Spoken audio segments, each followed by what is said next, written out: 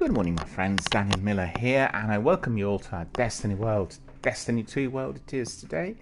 We'll carry on with activities in Iron Banner and PvP, which we started off yesterday. As you know, we actually acquired several quests which are Iron Banner related, and we thoroughly enjoyed all the activities. I have to say, I played quite a few hours of Iron Banner yesterday. That included my gaming online here in my live broadcast, as well as offline later in the day, where I was trying to polish off my skills. And I have to tell you, I've had a couple of matches which were basically displaying astounding success. I had one match with 24 kills, which is the record so far in the Crucible for myself, and the precision rate was 3.6, which in fact was incredible, considering I have this dreadful lag and really poor quality setup with only one upload speed, and was absolutely delighted. And in fact, as I played lots of matches, I realized that when I'm playing it outside of my broadcast, basically in a non-stream, I'm actually getting a bit less of the lag, and my effectiveness is somewhat enhanced. And I've done that because my teammates Sekapupu and Flying Pirates yesterday asked me to do that. I said, well, just try it and test it and see whether there's any difference. And actually there is quite a significant difference. I'm not sure what the reason is. It may be that the streaming app that PlayStation is using is somewhat heavily taxing on the system, or so, I don't know. But it definitely did it did look like a significant difference, and therefore I was truly delighted. I have to say, I really enjoy Iron Banner, and similar to Gambit, I find the activity to be very good, but overall the enjoyment of that activity is entirely based on the fact that I'm experiencing, well, less lag, or I should say there's less of an interference coming my way from the lag, and I think it's significantly different compared to the Crucible. I don't know why, it's hard to tell, but usually in the Crucible I can get maybe 3 to 4 kills. In this instance I'm getting 15 to 20, and that really does tell you that hits register better compared to the usual nonsense and malaise of that lag. And I think Destiny 2 Forsaken, inclusive of the Crucible, is less receptive to lag, or less affected compared to the original. The original is very badly affected, and really I'm getting very poor scores and results in there continuously due to this. I mean, we've had a number of people yesterday who were on extremely fast upload. There was one Swedish player who was so fast, and I'm quite certain that he was on 1000 upload, that he managed to eliminate everyone with such ease. We almost couldn't see him when he was jumping. He was so fast. And and on the other hand, I had 2 or 3 players yesterday who were, I think, playing on Wi-Fi, and they kept popping up and disappearing. So don't know what sort of connection that was, but you could see him and then he disappears. He wasn't teleporting and using any subclasses. He just disappeared, and then he popped up further down the path, so to speak, or in the other section of the tunnel. So yeah, it's just lots of challenges, and but overall I had a lot of fun, and I hope everyone else who watched my Iron Banner enjoyed it. I did say yesterday that our Destiny streams have become extremely quiet in the recent weeks, and I'm not sure what the reason is. It's something to do with algorithms for certain, because generally they're not really generating traffic which is brought to the channel. I'm very concerned about this because we've had a very successful and very busy channel for quite some time, literally from its initiation, and hard to tell what's causing it, because I can see lots of people are playing Destiny through people watching Destiny through Twitch, and I don't know what the reason is. It's very hard to tell. I thought maybe another game is indeed killing it, but I couldn't really work out what this other game could be. And initially during the Solstice of Heroes we assumed that everybody was simply doing their lengthy grinds, which actually is the case, but the quiet periods had continued both on Destiny 1 and Destiny 2, and you could see the number of streamers and viewers on Destiny 1 section of Twitch had massively depleted, and we've had very few people coming in, and that's disappointing, because don't forget, Twitch channels are dependent on the interest coming in from the community. And indeed, we are hoping that this is going to be rebuilt one way or the other, viewership and participation, because principally if you have a game where people had just migrated to all other activities elsewhere, then indeed you have no community, and therefore the Twitch broadcast becomes a bit futile, and it's all based on really interactions that we get from our viewers and participants. So, I have to work out a strategy through which we are going to make the channel a bit more busy. But on the other hand, I need to work out what's causing the algorithms to be dropping, and the current situation. Maybe that just it's the end of summer, people went on holidays, and it's the usual. But still, I have a mild concern. It isn't to do with the number of viewers who are popping up here on the visible stats. It's to do with the diagnostics I get from Twitch, because I'm, a Twitch affiliate member, and our stats are quite detailed, and I believe that we have to always examine them every single day to see what activity we've had and what sort of passing traffic came in, and the usual. I really want to warn other broadcasters not to be using the vast majority of external diagnostic engines, because I tested some of them and they're absolutely incorrect. In some instances, they'll provide you with stats which are absolutely devoid of what's happening on the channel. So be very, very careful when examining. Always resort to the hard data coming from the provider, in this instance the Twitch, the company, and you are then able to get the correct information in order to base all of your activities accordingly. Right, so today we will look at the news. First of all, we had a bit of news yesterday. So I was disappointed with what's it called, Firewall 0 Hour offer. Firewall 0 Hour was offered free of charge for a week, and I really want to try it, but unfortunately, once I downloaded the game, it turned out that the game was not going to work on my system because I do not have virtual reality set up at present. Looks like it's going to be working just for those who are in possession of VR, therefore don't bother if you're not in possession of it. I left it on a lengthy download which completed during my kind of evening online activity, and it was disappointing. On the other hand, we have some good news for you if you are a fan of tactical shooters. The other wonderful tactical shooter which we adore, Rainbow Six Siege, is again available free of charge for a week. So if you're interested, just well, obviously you would have already downloaded it before.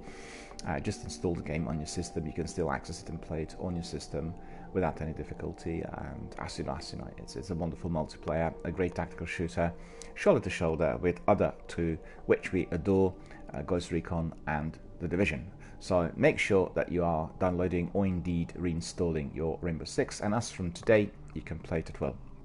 So remember that Rainbow Six Siege is available free of charge for a whole week, delivered to us by Ubisoft, and we applaud Ubisoft for doing this so frequently. Every month we have a period, either weekend or week, where we can try the game and play it, and don't forget, anytime you're playing it you are saving the data, and then once you revisit you basically continue where you left it off.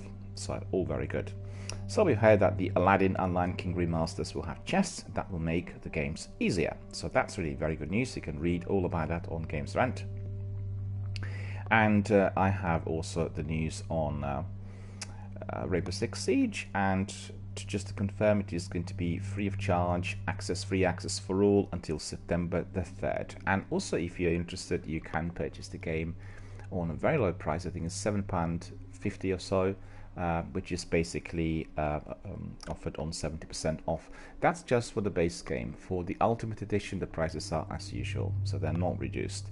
And that's disappointing, because for that game, similar to Destiny, you obviously need your full access to your annual seasons and your multiplayer. Respawn updates Apex Legends season and event guidelines following that major Iron Crown backlash. I've not tried it yesterday, but there's been a lot of hoo-ha during the previous week about the trial of the Iron Banner, Iron Crown solo selection of missions, and lots of rage really coming from all ends about it. And it was more to do with the developer being enraged by the cheaters, and therefore they posted some comments which were very personalized and perhaps highly inappropriate. Therefore, the company had to publicly apologize, and that caused some dissatisfaction within their community members. Not a very good way, I have to say, when tackling certain issues arising from the participants, and I'm just very unpleasantly surprised that it's gone down this route. But as you could see, these companies are under a lot of pressure, and sometimes they don't keep tabs on what's said through social networking, and also whom they allocate to be dealing with this. As you know, for instance, at Bungie, there is one person dealing with the entire social networking and community, and he's like the editor, and that's the way to do it, because otherwise you can get all kinds of issues. And don't forget, what you don't want is in a competitive shooter multiplayer to have a rep of the company that's working on the game or producing it engaging with toxic content. Well, that is unacceptable, and I'm quite certain those people will have to face the music. It's true that toxic content is present literally throughout some of the forums where you have competitive gaming, but this is just a tiny minority, and we talked about that at length here, because lots of people who are members of my community here on the channel are also competitive gamers, and they play all kinds of competitive shooters. And I said, well, there's always the same minor, small group of people doing that sort of nonsense. And as I said, the only way to deal with this is by reporting, blocking, and ostracizing such individuals, because gaming, online gaming, and video gaming has not been created in order to cause upsets, emotional hardships, and attacks. And particularly, it wasn't created for people to be using them as a forum through which they can vent out their aggression and their unpleasantries and their dissatisfaction with other areas of their day-to-day existence. So keep this in mind. In fact, the other day, I think I mentioned to Sekapupu, I was testing this alpha version of Call of Duty Modern Warfare, and the fact is, I can hear the sound coming from various other participants, and there was a particular match where you had an individual who got in his head that he was an army quartermaster, and from what he said I could see that he's never seen the light of the army. And I was in a duo basically playing against this other couple, and basically what happened was they seemed to be winning initially very easy. We were down 3-0, then 4-0, then 4-1, then 5-1. Just looked like an easy victory. But basically what they did was they were doing a similar strategy, which we obviously read into, and it was the same kind of access route at the docks, where they were trying to hop in through one of the cabins on the bridge and then attack us from flanks. And therefore, when we worked this out, it was easy to cut down on their level of success. So they were winning 5-1, then we equalized 5-5, and then we won 6-5. And I could hear the other person there, and the content was just from huge celebration and congratulation to his mate, turning into literally a barrage of abuse. And that's not really what we want to see. It was quite a good example of a gamer who really got in his head that he is a military expert, when in fact he's just doing a video game. And then secondly, he was indeed not able to take it on the chin, because if you're in the military and you do tactical, sometimes you win, sometimes you lose. It's down to many different factors, from weather conditions to the fitness of your troops, to the strategy, to the way you were being flanked and attacked, to the way you organized your progression. There are all kinds of issues in there, which could include your personal weapons, your mechanized armor, your aerial abilities with aerial combat. It could be all sorts of things, reconnaissance, signal squadrons, you name it. And you have to take it on the chin, but you need to strive towards excellence. If frustrated, you want to make sure that the mistakes you were making, or the errors that were occurring, or the perils that were hampering effort, are indeed curtailed next time around, where you are indeed in position to do something better, without hurling abuse at everyone and making everyone completely upset and overwrought by the fact that something's gone seriously wrong. So remember that. I'm telling you a bit about this because there's been a lot of discussion on Reddit, and I know that lots of people were very upset about what Respawn had said. I think it must have been somebody covering for another person whilst they were on holiday, and it's just complete nonsense. The way you deal with cheaters and abusers online is simply by preventing them from accessing services lifelong. It's as simple as that.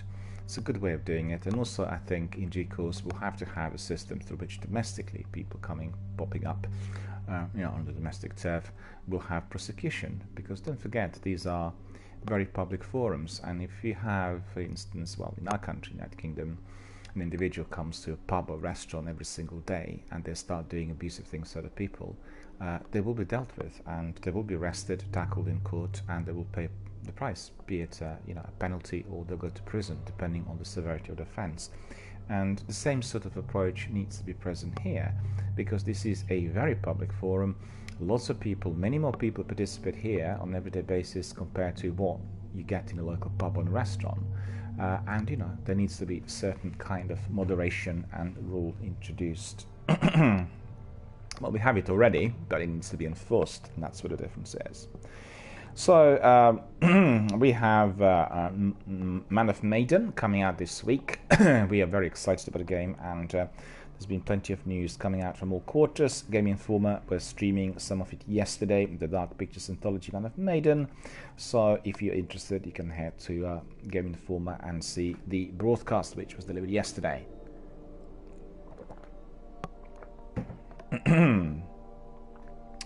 We have a recommendation from Games Radar on 10 free Android games to download and play right now. Two of those that I really quite like are PUBG and Dauntless. So remember those, and if you've not tried PUBG on Android, well, I'd say just download it to your tablet and then have a crack. I loved it. I played it a couple of years ago, and I think it is probably the best out of three, and that is PC, console, and Android. Control is coming out this week as well, and we've heard that the game is absolutely brilliant, but it has some issues around performance, and I think that's related to the console version rather than the PC one, because don't forget the game was made for the PC usage and they expanded to its versions for the consoles. We have a Puzzle in Disguise coming out, and that's been advertised through PlayStation. Then we've heard that Harmonix's gorgeous PSVR rhythm shooter Audica is launching in the autumn, and there were some songs and trailers released yesterday, sounding really good. Then we have some recommendations related to PAX West 2019, the games they're introducing, and they want you not to be missing out on certain things. Remnant was out this week, very, very popular, and it's being pitched as Dark Souls with guns, and some of the editors of those online hubs are definitely very, very keen. I can see that one of the journalists from GameSpot, I think he said that he loved it and he's been playing it in co-op and had a lot of fun. Not tried it, not watched anything Remnant related, but I'll have a look at the trailers. Then we had more news on Borderlands 3. They are providing us every day with some interesting vignettes about all that is to follow. We've heard that the beloved 16-bit Disney games Aladdin and The Lion King are getting their proper PS4 remasters, so that's pretty good. It means we'll be able to purchase them or indeed access them through PlayStation Now services, so we look forward to that. Wolfenstein Update is up, so available on PC if you're using it, and make sure you are indeed updating the game. It came out yesterday. Real Blade is a new fantasy fighting game by the developer of Trine.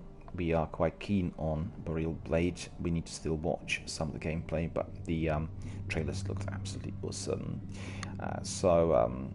Yesterday we also heard a controversial statement coming from Ubisoft saying that Steam's business model is unrealistic, and I wonder as to why they said this, because they are selling and offering games through EA Access, which is tied to EA, and they want to make it completely EA proprietary. And as you know, Epic is obviously a significant challenge to the Steam services. So, a good old competitive world out there, but I think that it's taking it too far by saying Steam's business model is unrealistic. They are indeed working very hard on making sure people can access all sorts of games through the hub, and I certainly enjoyed Steam for a number of years. Not sure what the idea was. I need to look deeper into that. And then we have lots of new bits related to Ghost Recon Breakpoint, and if you are pre-ordering, you can now instantly unlock a free weapon skin, also in The Division 2. So they are doing what's very popular at the moment, which is to migrate elements from one game into the other. And we've seen that with quite a lot of games recently. We've seen, what was it? Was it Apex? No, it wasn't. It was another game migrating with some characters to PUBG. I've seen that yesterday. And also, it's the same thing here with Ubisoft's Ghost Recon and The Division. In fact, in The Division, I've been wearing the outfit from Splinter Cell. So, you know, sometimes I wore outfit which was based on that wonderful early Ubisoft PS2 franchise, and at other times I was wearing the outfit acquired in Rainbow Six Siege. So one way or the other, it's a good old game there with excellent outfits. Everybody is enjoying them. Then we have more news coming out of Bungie, and we've seen that already during the last couple of days. They said they want to dispel the myth that Activision would some sort of prohibitive landlord or overlord, and they are completely disagreeing with this. They said they had a very good partnership, but they had some disagreements in terms of how they would be working on various games, and indeed how the releases would be approached. Therefore, they found that their partnership was not as effective as originally desired. They didn't say that Activision were completely restricted, but on the other hand, obviously the need to do that from the legal point of view, we all felt that Activision were pursuing the monetization issue with microtransactions and introductions of all sorts in Destiny that were incredibly unpopular, and definitely something that we wanted to see, kind of done and dusted as soon as possible, which indeed is happening in October, I should say. So, one way or the other, they can tell us that Activision were operating as a good partner, but we have some feelings that we have some indications that the monetization was directly coming from them. And, regardless of what's said by the big cheese of Bungie, we still have our own personal or personalized experiences of it. We've heard that Infinity Ward was divided over Call of Duty Modern Warfare 2 No Russian Mission. Well, I thought that what I've seen was very, very good. I look forward to the other beta tests and, open demos of the game. We'll have quite a few of those before its release. I was giving you the dates yesterday, don't have them before me right now, but definitely there will be 2 more betas. One will be for PlayStation 4 stroke PlayStation Plus users. It is going to be PlayStation exclusive, and then a few days later everyone will be able to enter the open beta for everyone. So looking very, very good.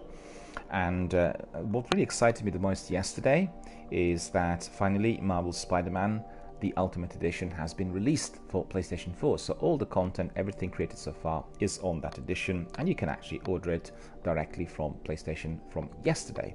And it's definitely a game that I want to be playing quite a bit, and it's a time factor, but I have to say, I was just thinking yesterday, sitting in the park and doing my admin, I played an enormous amount of games during last year, and probably many more to what I would have done in many years beforehand.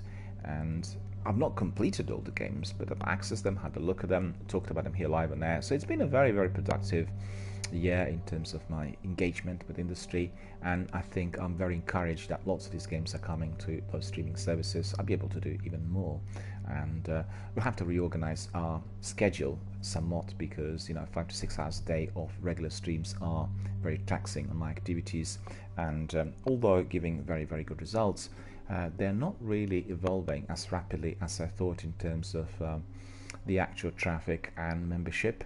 So I'll have to really rework the strategy and find out how. Well, obviously we have a very, very good community and we have really fantastic time here playing the games, but I think my experience of broadcasting in here has been very personalized and very positive, and I'm truly delighted to have had this opportunity. But the trouble is, it's turning out to be significantly different to what I've seen or heard through other streamers, and I need to work out what the reason for that is.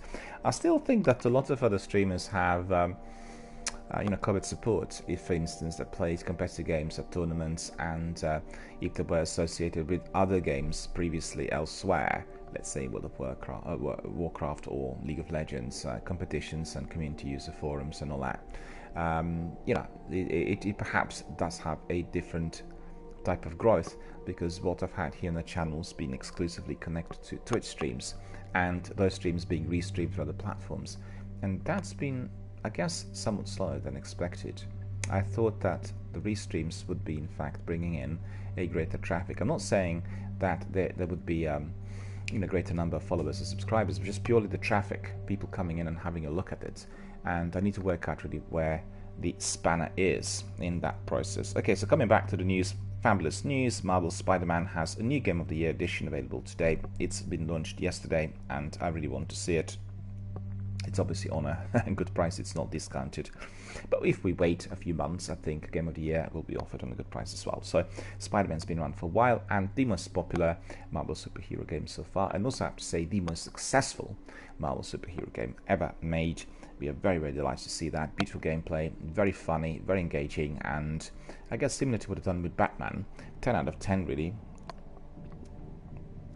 We had some news on leaked Death Stranding briefing video, and you can see Sam's cross-country mission for yourself. So if you're interested, I think you can probably dig it up on YouTube. And then we've heard Telltale Games are to return under a completely new management. So that will be interesting, because there have been some serious difficulties there. And let me just see very quickly.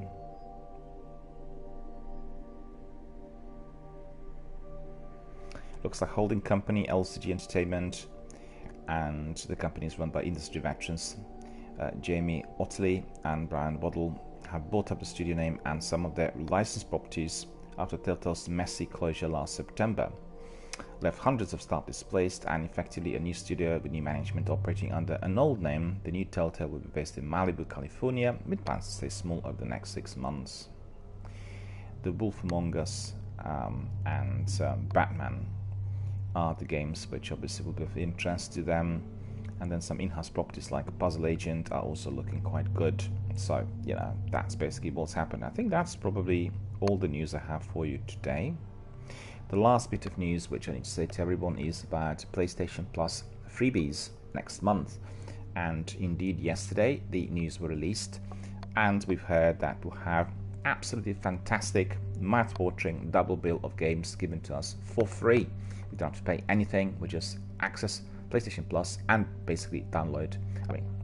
We access PlayStation Store, and as we are members of PlayStation Plus, in order to access multiplayer services online, we just download these two games. And those two games are Batman Arkham Knight and Darksiders 3. So you know that Batman Arkham Knight is a terrific game, very, very popular, and until recently, before Spider-Man was released, was considered to be one of the best Marvel superhero games ever released. I mean, not Marvel, but one of the superhero games ever released. And Darksiders, as you know, are very, very good as well. So a terrific double bill, two heavyweights really, which is surprising, and a very, very good way to basically kick off with your autumnal video gaming online activity. Highly recommend them to everyone, and please do download these games. I did tell everyone in July that Detroit Becoming Human Deluxe Edition, comprising 3 games in one, inclusive of Heavy Rain and Beyond Two Souls, was a true, wonderful, remarkable, unique gift ever received. The best one, the best package I received for PlayStation Plus services so far. I'm very, very grateful to PlayStation for doing so, because, as dedicated community members and users, and most importantly the investors, because we pay substantial fees every year and every month to the PlayStation in order to use the services, we are indeed blessed with the entire experience, and the entire experience is giving us those extra freebies every single month. And overall, there have been quite a number of blockbusters offered to us, which I think is always greatly appreciated. and sometimes we get even two, like for instance we are going to be getting in September. At other times we got one heavyweight and then the other, which is more of a community-based curiosity, and all of that is very, very good. I think Xbox are really beating PlayStation turds with the number of games offered, but in terms of the actual selection and quality, I think having those doubles every month is something that is greatly appreciated. And although Xbox is providing you with a greater number of titles for free, I don't think there are as many heavyweights. So really, I guess they're probably even on that score when it comes to the actual summary of all that is being offered for free. But you know, Xbox and PlayStation are competing, and indeed if you have both consoles you'll always be able to enjoy lots of different games. And really, I think with two of them together and the subscriptions, which are going to be costing every month, you'll have the overall complete experience of video gaming of today. You just can't go wrong. And don't forget, Xbox are a lot more advanced with the community content. So if you are a person like many of our participants here who likes talking and joining hands with other gamers, then Inside Xbox and Xbox Game Pass is definitely your bread and butter. It is the way forward because they are very, very community based, and Xbox Game Pass, they want to make like your own Microsoft's Facebook, where people can play these games, try them, communicate and come in, and you know, so very, very good idea. I'm not sure whether Mixer is taking off, but it's becoming a bit more popular to what we've seen initially, and one way or the other, if you're using Restream, I don't know, really, because it's the proprietary software, it's possible that you can't easily restream if you're on Mixer, but one way or the other, it is definitely the future of video gaming. And I think for anyone who's a true hardcore enthusiast, just compare the prices you would pay otherwise for individual purchases of various games with those ones accessible in subscriptions, and you'll be laughing. Evidently you will be paying a lot less for many more hours of great entertainment and fun. And not just that, many hours of your engagement with other community members, where you go elsewhere, you talk to a completely unknown person who is doing the game at the same time as you, and you're sharing the same interest, and you establish new bonds, and you discover common interests, and you become lifelong friends. That's astonishing. I love that.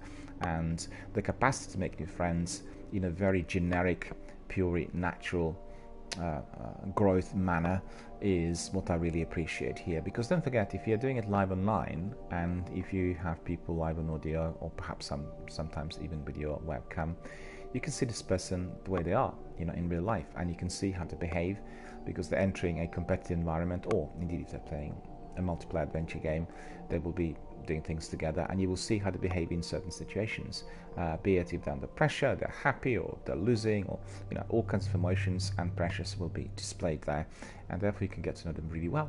So a very, very good way of progressing forward, making new friends first of all, and then making your gaming really to be a very, very interactive, enjoyable day-to-day experience.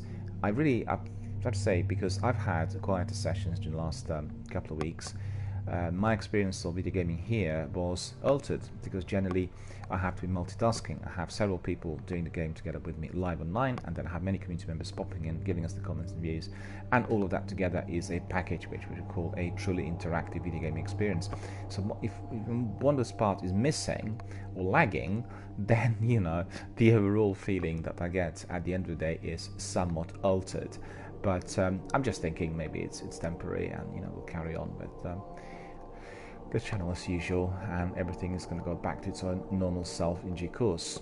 I just want to say, in order to wrap up with my news and introductions, I'm also running my Film Dialogue channel that's streaming lots of classic films, and for anyone who's interested in history, you can join me on Film Dialogue as well, which is at Film Dialogue 1. I'll repeat again, at Film Dialogue 1 on Twitter.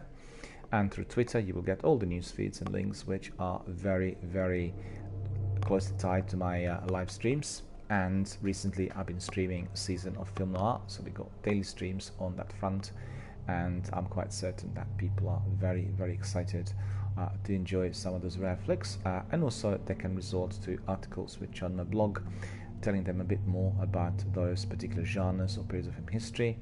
And there's also forums in which they can communicate. At the moment I'm not running any interactive live streams like this one, but that also will be happening in due course with podcasts and episodes dedicated to a particular genre, actor, director, or any other elements or parts of film history, which has been spanning already for about 125 years, and hopefully you will find it equally of interest. But without further ado, we've come to the time where our Iron Banner is going to be pursued even further.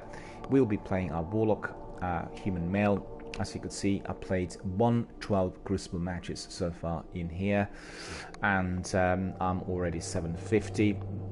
And although my power level there is displayed at 749, that's down to the weapons I'm using at the moment, but generally have reached the maximum level, 750 of my power, and I think it's 50 my the level 50 on the games levels front. My brain's not working properly. Anyway, I'm level 50 game wise, and I'm power level 750 as well, so really the tops. And we have lots of quests and lots of different activities here in Destiny 2 Forsaken. We indeed want to be doing the Iron Banner because of those tasks in order to master our weapons and in order to get some better quality kit. So this is what we are going to do. So without further ado, we are cracking on. We'll go to our Warlock human male straight away and then do some admin. After that, we'll collect the bounties and indeed crack on with some Iron Banner. Hopefully you guys are going to be loving it, enjoying it, and indeed joining us here for further online activity, be it through our chat or indeed through our live online gameplay. So just bear with me, I'll take a very short break. Once I come back, we are going to be cracking on.